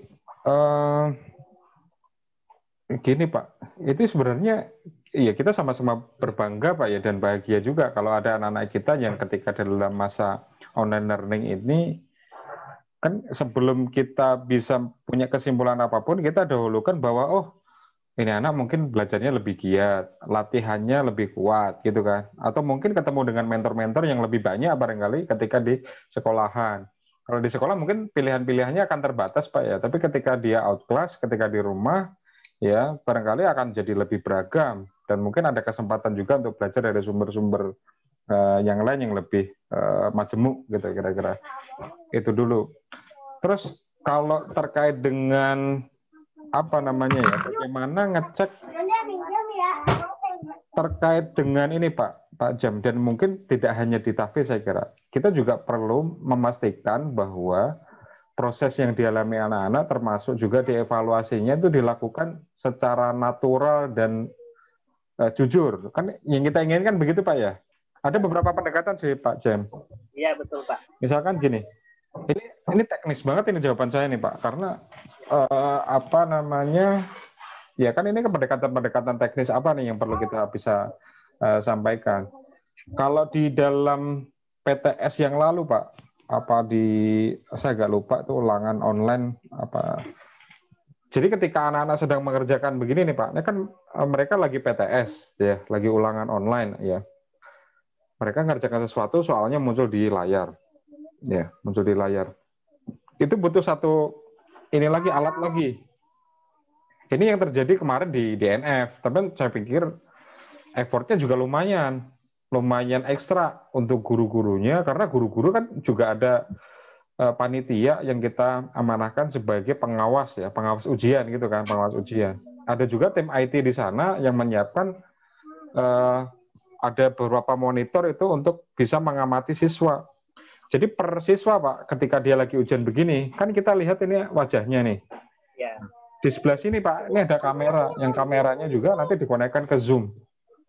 Jadi dia di situ ketahuan tuh si anak itu sedang melakukan apa dengan siapa. Apakah fokus atau ini dengan kita, apakah dia ngebuka browser-browser yang lain dalam rangka untuk dia, ya kita nggak bilang dia nggak jujur ya, tapi itu melanggar kode etik pembelajaran lah, kita bilang begitulah gitu. Sehingga itu jawaban, salah satu jawaban saya kira dalam rangka untuk mensiasati bagaimana kita tetap satu sisi kita respect dengan kemajuan mereka, cuma di sisi lain juga kita harus memastikan bahwa mutu itu dijalani dengan sebenar-benarnya dan sejujurnya, kan kira-kira harapan kita begitu ya Pak Cem. Ya. Nah kalau tahfiz membaca nih. Nah selama ini yang dilakukan oleh Pak Cem gimana nih dalam rangka mereka dites tuh Pak, mereka ngebaca kayak gini di depan kita atau bagaimana Pak Cem? Halo masih Pak? Ya, kalau selama ini Pak, kalau untuk tahfiz saya seperti ini. Kalau saya ngajar di kelas kasus itu ya. Kalau setoran itu matanya harus menatap ke saya Pak. Di layar. Jadi dia nggak boleh natap ke layar, harus ngadep ke kita gitu. Jadi kan baca ya? Mulutnya ini kelihatan gitu. Itu yang saya lakukan sih selama ini ketika setoran gitu. Seperti itu Pak, kalau yang sudah saya lakukan. Strategi berikutnya saya juga diskusi juga dengan teman-teman tahfiz yang ada di sini sih Pak. Cuma nggak tahu bisa ini kan praktekkan atau enggak nih. Ada juga strategi, karena itu sifatnya dengan hafalan ya. Barangkali teman-teman dari tim tahfiz itu bisa memilih berbagai macam surat ataupun halaman yang ingin diujikan kepada siswa. Nah, ketika pas pengujian itu diacak secara random. Memungkinkan ya Pak ya kalau kayak gitu ya. Sehingga siswa itu misalkan surat ayat misalkan. Terus berikutnya setelah dia selesai membaca satu ayat, dua ayat, dia lompat lagi ke yang lain gitu kan. Atau misalkan Pak Jam yang share screen ayatnya langsung di situ. Itu kan nggak ada kesempatan oleh siswa nyari sumber-sumber atau yang lain gitu ya. Tapi sekali lagi ini berbagai macam ini ya. Saya yakin teman-teman yang lain juga barangkali punya usulan serupa sih. Karena di tiap-tiap mata pelajaran, apalagi yang karakteristiknya praktek Pak, itu memang tantangannya luar biasa sekarang. Apalagi teman-teman penjaskes tuh kemarin. Senam misalkan. Kalau senam masih bisa memungkinkan untuk kita record ya, kita rekam, terus anak-anak silakan upload videonya gitu kan. Tapi kan matanya nengok di situ ada contekan apa enggak kan masih, jadi ya sifatnya praktek itu memang lebih challenging Pak gitu ya. Praktek senam, praktek bela diri, praktek apa lagi dan lain-lain itu kayak gitu. Saya kira begitu ya Pak Cem, mudah-mudahan bisa menjawab walaupun enggak secara keseluruhan. Begitu Pak. Yang kedua Pak, selanjutnya. Ada 3 masih tadi. Banyak loh. Ada 3 ya. Masih banyak borongan. Ada catatan saya nggak ada nih. Yang kedua apa sih tadi? Minta tolong diingatkan. Yang yang e-learning ini kita fokusnya ke prosesnya atau gimana Pak? Atau hasilnya Pak? Maksudnya ketika kita itu guru itu lebih menyiapkan ke proses pembelajarannya kan ketika ingin mengajar gitu. Nah yang penggunaan e-learning ini Pak. Kalau dari sisi guru ini sebenarnya pengelolaannya sama kayak kita ingin ngajar, Pak. Kalau kita ingin ngajar kan ada satu perencanaan pembelajaran. Jadi learning design-nya juga harus kita siapkan. Terus yang kedua, pengelolaan pembelajarannya itu sendiri, Pak. Bedanya kalau yang kita tatap muka kan kita bisa memilih metode tuh. Atau pendekatan ya, entah PBL, entah berikutnya kita ceramah ya, entah inquiry dan seterusnya kan. Nah, kalau yang online learning dengan metodenya sendiri gitu kan. Yang ketiga, evaluasi, Pak. Jadi evaluasi itu memastikan sejauh mana pencapaian yang dilakukan oleh siswa dari satu titik ke titik yang lain. Ada gainingnya nggak gitu, ada perkembangannya nggak gitu, atau dia tetap jalan di tempat atau bagaimana. Jadi di 3 wilayah itu sejatinya memang guru juga akan melakukan hal yang sama juga di online learning. Begitu. Itu Pak, itu jawaban yang nomor 2 ya. Nomor 3 apa tadi, Bu? Kekurangannya, Pak. Tadi kan kelebihannya ada 5 tuh. Kalau kekurangannya apa yang selama ini mungkin pengalaman Bapak gitu. Oke. Kalian saya munculkan yang tadi saya skip ya. Oke. Nah ini. Sekarang saya screen ya. Kelemahannya nggak ketemu guru langsung, Pak Jem.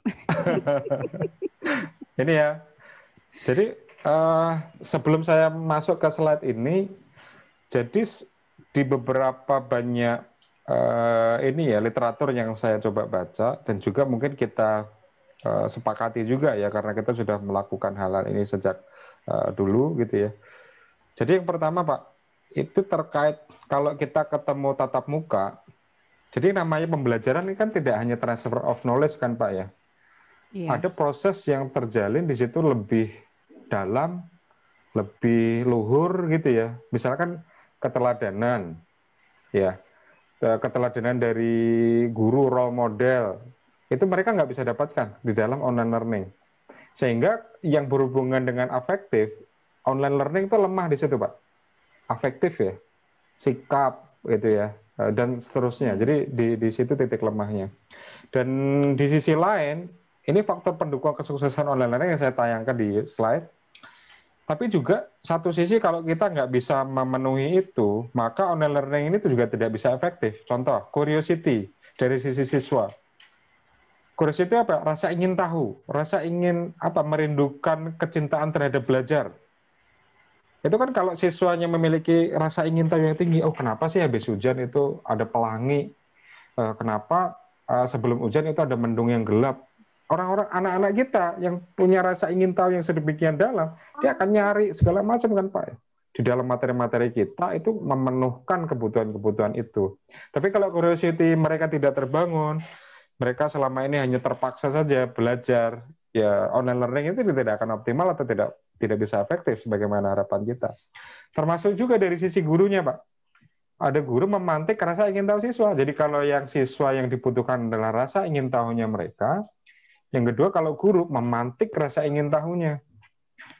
Termasuk juga ini keterampilan menurut saya yang perlu ditanamkan kepada guru-guru kita, bahwa memantik rasa ingin tahu siswa itu justru lebih tinggi daripada transfer of knowledge itu sendiri. Apalagi di era saat ini mereka jauh dengan kita. Ya. Nah, memantik rasa ingin tahu itu dimulai dari mana? Kita memberikan inspirasi bahwa pembelajaran ini ketika kalian tahu, ketika kalian belajar, kalian menguasai, kalian akan begini. Gitu. Kalian tahu misalkan tentang siapa namanya Mark Zuckerberg ya. Mark Zuckerberg dulu belajar tentang, jadi ada tokoh-tokoh atau profil gitu ya yang kita berikan biografi ya ulama-ulama terdahulu.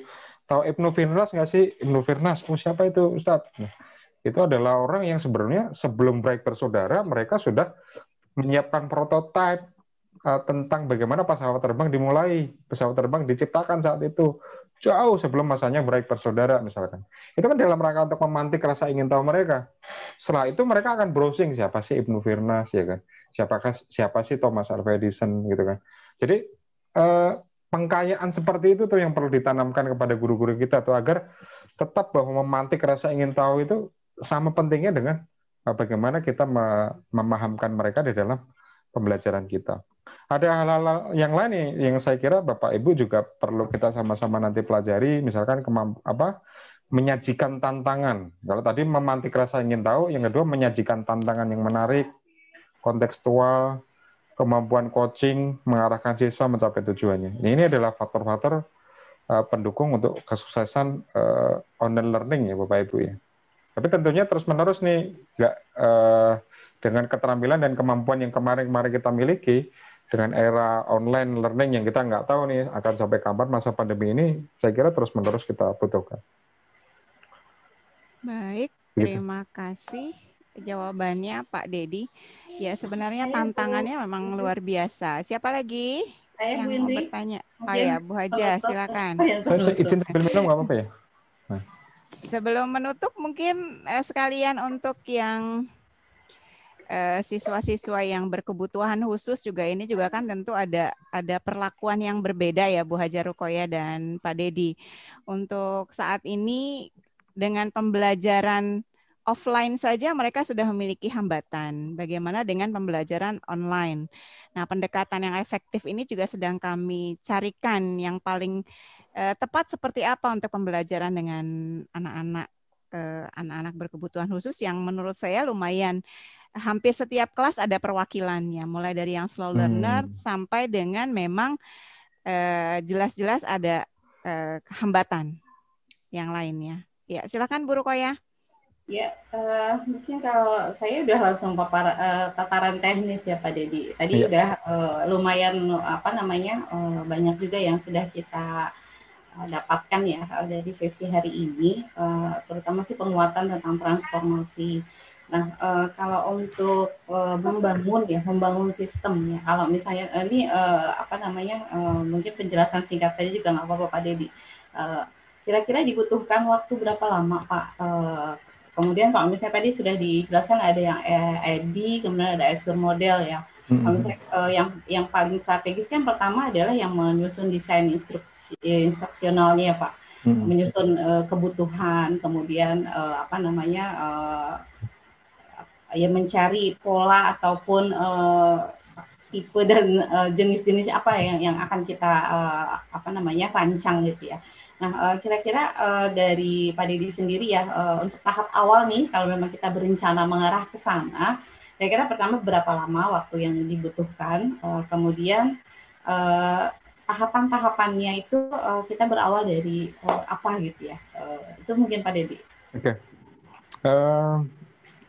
Kita mulai dari titik akhir dulu yang sama-sama ingin kita sepakati, begitu ya. Titik akhirnya misalkan seluruh kelas yang ada di Ummul Qura Depok itu sudah menggunakan online learning misalkan. Itu titik akhirnya. Sehingga titik akhir ini kita sama-sama sepakati nanti, ini akan kita selesaikan di misalkan sekarang bulan apa nih? Bulan Oktober. Ya. Kita akan selesaikan nanti di bulan Juli proses transformasi itu sebelum tahun ajaran baru dimulai gitu ya. Sehingga dari Oktober saat ini hingga bulan Juli, karena harapannya tahun ajaran baru itu sudah bisa dipakai, sehingga sekarang tahap-tahap berikutnya yang akan kita rapihkan. Tahapan yang paling awal menurut saya setelah kita menyepakati titik akhir itu tadi, yang kedua kita memastikan ada tim nih Bu, tim yang bisa mengawal itu. Itu tadi ya, kalau di pendekatan EDI tadi ada project leader, terus berikutnya ada instructional designer, subject matter gitu ya. Kita tentukan secara definitif tuh. Dan ada ICT support, tim IT-nya yang akan mengelola dan mengawal itu. Tahap ketiga, ketika kita sudah menentukan titik akhir, membangun tim, terus berikutnya membreakdown roadmap itu kepada pekerjaan-pekerjaan bulanan. Gitu ya. Jadi kan kalau di bulan Juli kita sudah ibaratnya take off nih pesawat kita nih. November kita mau ngapain? Desember kita mau ngapain? Januari, Februari, dan seterusnya kita mau ngapain? Kan gitu. Kita rinci itu. Nah, apa yang dirinci? Yang dirinci adalah terkait dengan penyiapan ini nih. Penyepakatan terkait dengan konten atau materi-materi apa yang akan dipilih. Kalau pendekatan kita adalah pendekatan mulai dari guru model, maka guru model siapa dulu yang akan kita tentukan. Kalau pendekatan kita mulai dari mapel-mapel model, maka mapel-mapel model apa saja yang akan kita butuhkan. Yang berapa tadi? Keempat ya. Berikutnya kelima, atau yang keempat ini. Nah, Karena yang baru kelima, Pak. 5. Baru tahap berikutnya adalah kita siapkan sistem pengembangan kompetensi gurunya dan stakeholder yang terlibat. Karena kan salah satu stakeholder penting di dalam kesuksesan online learning itu adalah guru. Sehingga di bagian-bagian yang secara contohnya gini, Bapak Ibu kalau ngajar misalkan praktek wudhu dan praktek sholat, itu materi-materinya yang selama ini tatap muka disiapkan apa? Nah, ketika di fase online learning itu kan ada proses convert itu. Proses convert ke online learning plus bagaimana mereka masing-masing bisa menaruhnya ke dalam tempat yang tepat atau dengan pendekatan yang tepat. Itu kan butuh pelatihan, terus penajaman kompetensi gitu ya. Dan tentunya sampai dengan penajaman kompetensi itu mulai dari course kontennya dulu, terus berikutnya yang kedua dari bagaimana membuat soalnya gitu ya. Oke. Ketika tahapan-tahapan itu sudah dilakukan, penajaman kompetensi itu ada beberapa hal yang perlunya tadi kita siapkan. Berikutnya prototyping itu sebelum sampai bulan Juli. Jadi misalkan di 2 bulan atau 3 bulan terakhir ada prototyping, ada kelas-kelas yang memang disiapkan dalam rangka untuk uji coba, sekaligus memberikan feedback, begitu. Jadi kita lebih sistematik gitu ya, pendekatan-pendekatan yang kita lakukan. Jadi menjelang tahun ajaran baru, hal ini sudah bisa kita launching. Itu kalau pendekatan yang menurut saya versi idealnya ya, Bu Ruqayyah ya dan kawan-kawan ya, karena butuh tahapan yang sistematis, terus berikutnya by planning, terus masing-masing tahapannya juga bisa dievaluasi begitu ya, sehingga di akhir sudah ketemu dengan ininya nih. Seperti itu. Ya, berarti memungkinkan ya Pak, maksudnya kalaupun kita mau start misalnya di bulan sekarang gitu, karena bayangan saya tuh kayak membangun sistem tuh harus butuh bertahun-tahun gitu kayaknya. Enggak ya? Enggak.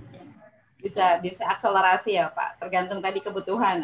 Ya mungkin untuk yang guru model ya, guru-guru yang memang sudah siap secara kompetensi, itu yang lebih awal ya Pak dilibatkan. Yang selanjutnya mungkin nanti bertahap di tahun berikutnya, nanti ada pengembangan baru nanti melibatkan guru-guru yang lain gitu ya Pak Didi. Betul.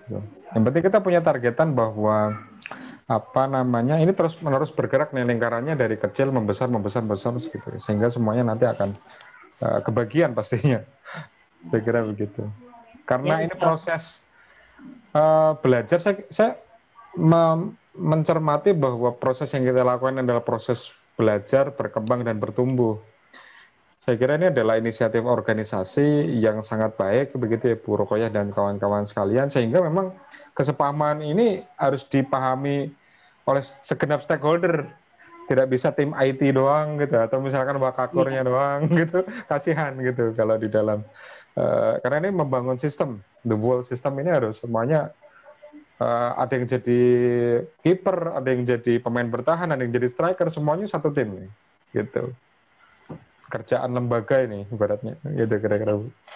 Ya, makasih banyak Pak Dedi. Insyaallah, berarti nanti siap-siap ya, kita diskusi lagi, diskusi lanjutan. Tambahan nanya sebentar boleh Pak? Silakan Bu Dwi. Ya, Pak Dedi, kalau kayak kami ya, kayak kemarin itu membuat sistem itu kan server yang kadang-kala jadi kendala nih Pak Dedi. Nah, kalau misalnya kayak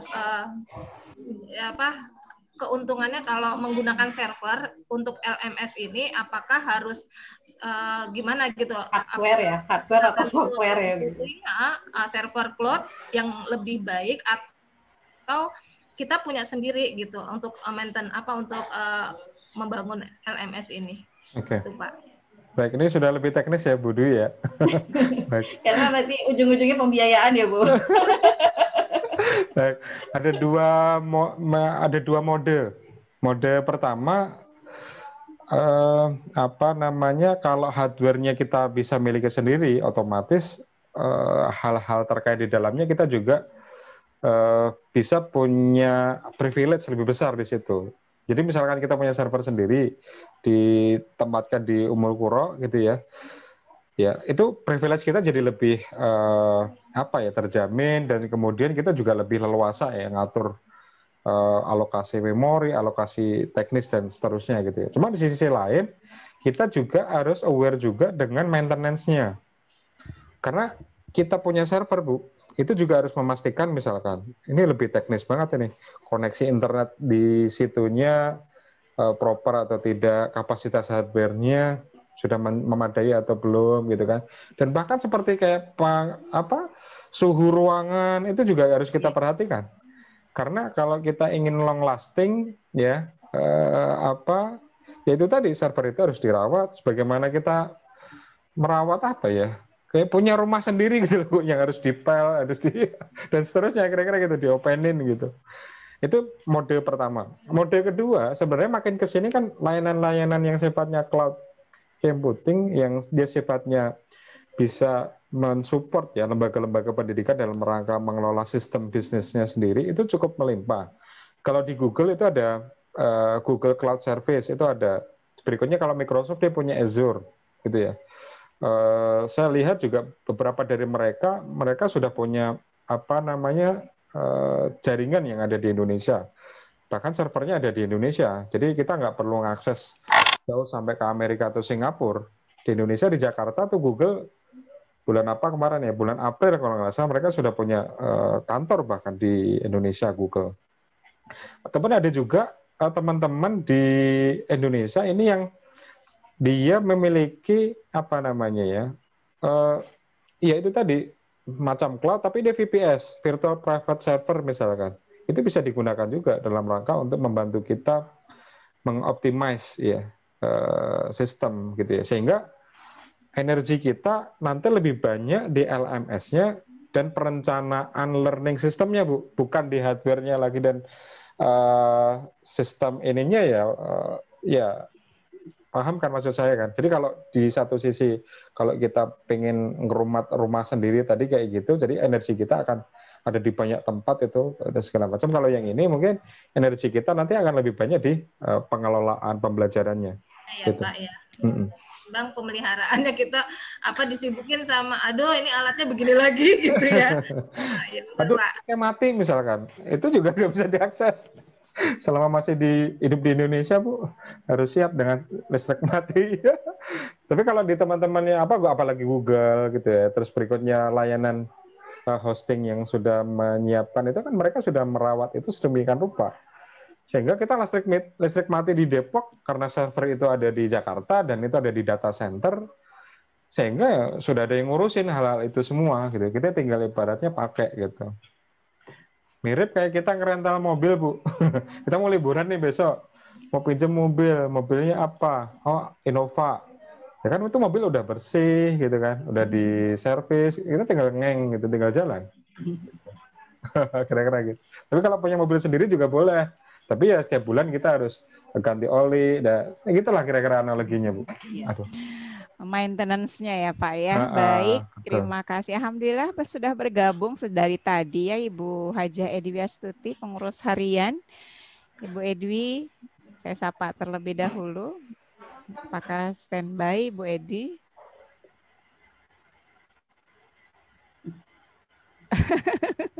Sepertinya sedang tidak standby di laptop ya.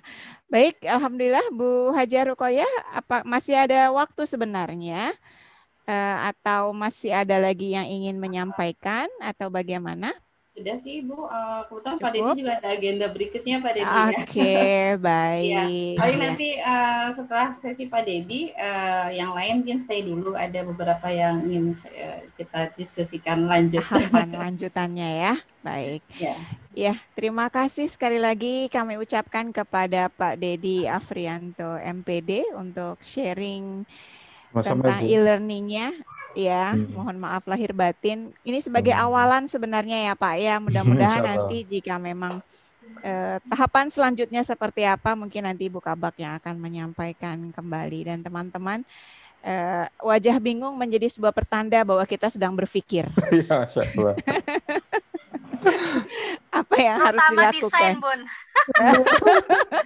Iya, Ibu kurikulum terutama ya, Ibu kurikulum. Sama yang desain yang tahap 2, Pak. Iya, transformasinya tadi seperti apa ya, betul, strategi seperti transformasinya. apa, betul. Ya, sementara memang untuk saat ini yang sudah kita lakukan, alhamdulillah ini juga sudah diapresiasi dengan orang tua murid, Pak Dedi. Ya. Nah, untuk saat ini teman-teman juga lompatannya ini sudah luar biasa. Dari yang memang offline kita ya kalau disampaikan gerabak gerubuknya itu 3 bulan awal ya Bu Mutalali ya, Bu Dwi Lianti ya, dan teman-teman yang lain. Tapi teman-teman termasuk yang fast response dengan terus belajar, dan sistem yang dibangun oleh tim pendidikan pun sudah luar biasa, dengan bagian yang dari amal soleh juga dari Ibu almarhumah Ibu Meli Maliha yang sudah mengawali untuk sistem pembelajaran online ini. Ya, mudah-mudahan kita doakan beliau selalu beserta anak-anaknya, beserta suaminya dalam kondisi yang sehat walafiat, dan Bu Meli Malihanya, amal solehnya, amal jariahnya juga terus mengalir dari kita semua. Ya, terima kasih sekali lagi kepada Pak Dedi Afrianto untuk sharingnya pada hari ini. Mohon maaf lahiran batin. Mudah-mudahan di kesempatan yang lain kita juga akan bertemu kembali. Oh ya, maaf Ibu Haja Siti Rahmawati juga sudah bergabung sejak tadi, saya belum menyapanya. Ya, teman-teman tetap bertahan di room ini. Untuk Pak Dedi Afrianto, mangga dipersilahkan untuk melaksanakan aktivitas selanjutnya, Pak. Walaupun liburan tetap semangat ya, Pak ya. Terima kasih banyak. Ya, sehat selalu. Semuanya izin dulu ya. Ya.